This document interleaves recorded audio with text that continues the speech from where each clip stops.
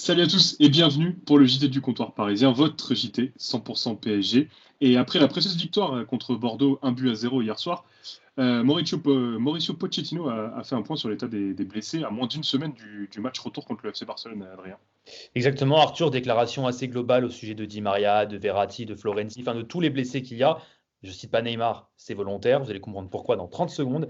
Il a fait une déclaration assez globale en disant simplement au sortir de la rencontre, on va à nouveau évaluer les joueurs blessés pour le moment.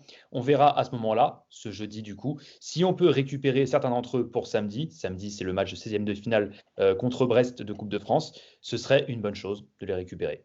Neymar, pourquoi est-ce que j'ai fait un petit suspense sur Neymar à ton avis, Arthur? Parce que Neymar, lui, a eu droit à sa déclaration personnelle.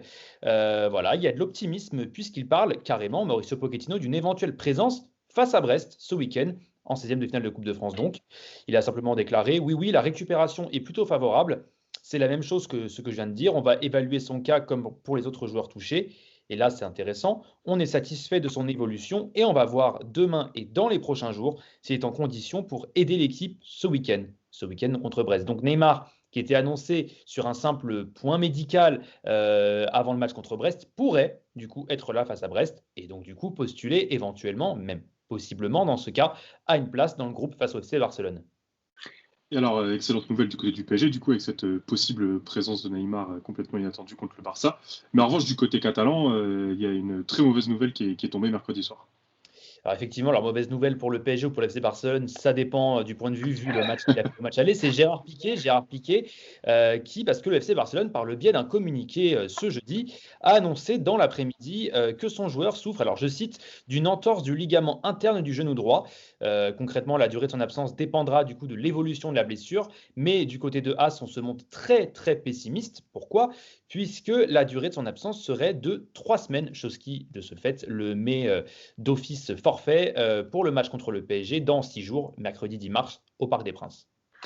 Alors malgré tout, hein, malgré ces absences du côté du Barça, on évoque quand même la possibilité d'une remontada contre le PSG qui s'est imposé 4-1 il y a 2 semaines maintenant. Alors, c'est vraiment deux salles, deux ambiances. En fait, ce qu'il faut savoir, c'est que le FC Barcelone hier a fait une remontada, une première remontada en s'imposant contre le Séville FC en demi-finale de Coupe de France, de Copa del Rey, pardon. Concrètement, ils avaient perdu 2-0 à l'aller, ils se sont imposés 3-0 hier soir. Ça donne des ailes à certains et d'autres restent plus mesurés. Plus mesuré, c'est le cas de Ronald Koeman, qui explique tout simplement une défaite de 0 n'est pas facile à remonter, mais une défaite 1-4, c'est autre chose. Mais nous allons commencer le match pour gagner et ensuite nous verrons si nous avons une chance de passer. Sinon, nous devrons continuer sur la même voie. Donc là, c'est plutôt voilà, mesuré. Ronald Koeman refuse de s'enflammer, refuse de vendre la peau avant de l'avoir tué. Par contre, Clément Langlais, au micro de la chaîne d'équipe, c'est autre chose. On a les armes pour renverser le PSG si on joue comme ce soir, mercredi soir contre Séville. Sur le match aller, on a été inférieur, on a pris une grosse claque, c'est le cas de le dire. Si on fait un match dans l'intensité et l'organisation comme ce soir, on a le droit d'y croire. En tout cas, on a intérêt d'y croire parce qu'on est footballeur professionnel et on a la volonté de donner une bonne image du Barça sur ce match retour en espérant que ça se passe bien pour nous. Donc, qui dit vrai, qui dit faux, qui est trop optimiste ou qui est trop pessimiste, affaire à suivre. On verra ça mercredi prochain. Mais en tout cas, vraiment deux salles, deux ambiances au Barça quant à une possible remontada face au PSG. En tout cas, à moins d'une semaine du match retour contre le Barça, le choc est clairement lancé du côté du Barça. On espère une remontada. Nous, on en reparlera. On a encore une petite semaine pour évoquer ce choc. D'ici là, on vous souhaite à tous à toutes et à tous une excellente soirée. Et on se retrouve dès demain. Ciao tout le monde.